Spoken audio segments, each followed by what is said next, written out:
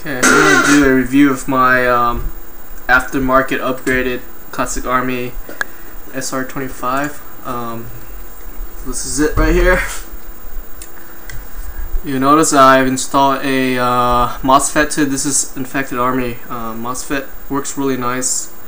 Also got DIN connector plugged into it. I don't really want to open it up and show you guys everything, but some of the parts I'll be listing on the description. And the reason why I'm making this video is basically to see who has spent as much money as I did, or at least invested as much time and money and effort as I did to upgrade their sniper rifle slash DMR slash semi-auto sniper. Basically, I have a Systema magnum motor in there, Systema 300% spring. That's roughly about 480 FPS, but my gun is shooting 460 with 0.28 grams, so that's almost 500 something with 0.2. Also, this is also a aftermarket pistol grip, because I like the sturdier feel of a thick grip than your standard pistol grip. This is a UTG pistol grip, I think. The cylinder has a bore-up kit from Classic Army. I bought an aftermarket bore-up O-ring with it, and it's basically double wall. It's kind of like a V shape. So instead of just having your standard O-ring that's a circle, it's got this wedge in between where there's two walls on each side. So you have two surfaces contacting with the cylinder wall to give you better compression. My compression is actually pretty darn good, if not perfect.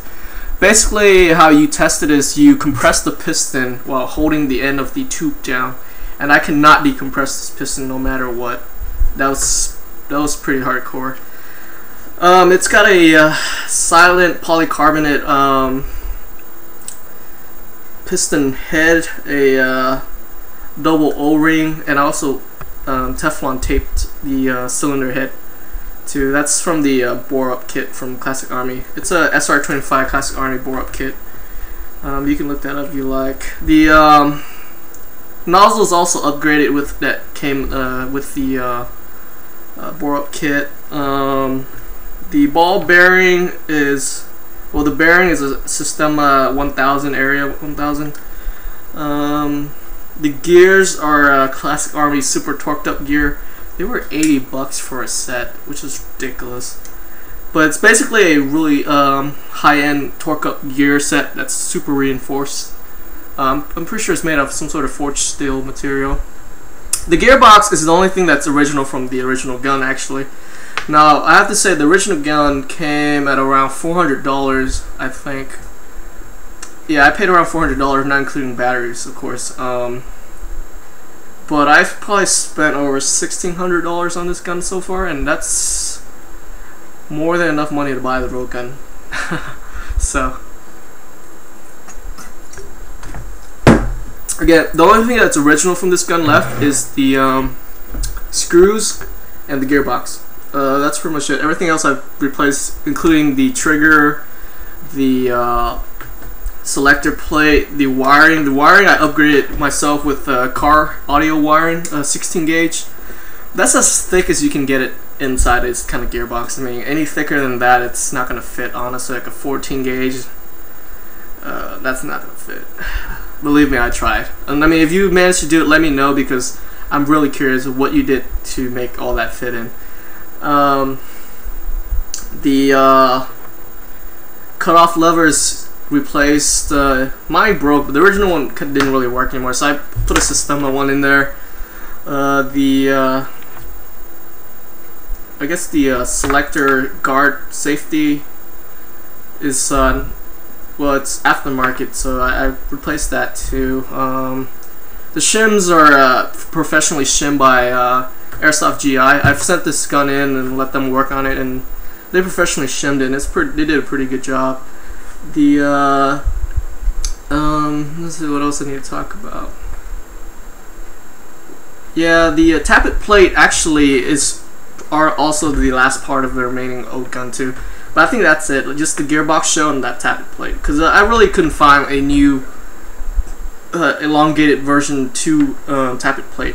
They don't really make it. Only Classic Army makes them. And I mean, if I bought another one, it'd just be a waste of money. Because the original one I have is still pretty good, and it's polycarbonate nylon fiber. Yeah, pretty much everything's upgraded in this gun. I mean, it looks beat up, but the shell, that's just the shell though. If you open up all the internal, it's completely reinforced, replaced almost everything, actually completely everything, with aftermarket parts. Really expensive though. The piston itself is G&G. Yeah, this is the G&G polycarbonate piston. That's, I think, the best piston to buy as far as a SR-25 is concerned. However, I did try fitting a Systema aluminum FSG1 piston. It kind of worked and it kind of didn't. It'll fit into the box, but it wouldn't. It'll cause so much friction that it couldn't move the. It couldn't move back because the sidewalls were a little bit too thick. You can Dremel it down like I did and try to get it to fit. So far, I haven't gotten it to work, but I haven't really put much time into it.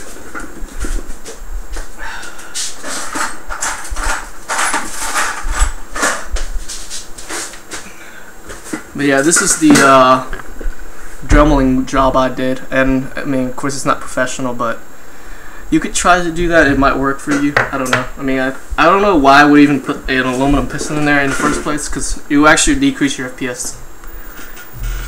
As far as the outer part is concerned, the gun is upgraded with a 6.02mm Type bore barrel, and I have here a Prometheus Neo chamber. If any of you guys know what that is, this is a $50 piece. Yeah, this is a $50 piece hop-up, which I haven't even had time to install because my hop-up unit is coming in, because all the hop-up I've used, the hop-up bucking, they usually tear, and I think the only one that really works are the softer type, even though they don't recommend you using the softer type, but I think those actually last longer than the higher silicone type. But I'm waiting on a Prometheus hard hop-up bucking, which I used to use. That lasted pretty long. But after that, I can reassemble the entire gun and make it shoot. But this gun is shooting. Mind you, it can shoot full auto because that's the way the gun was designed. But I limited myself and I replaced the selector with this.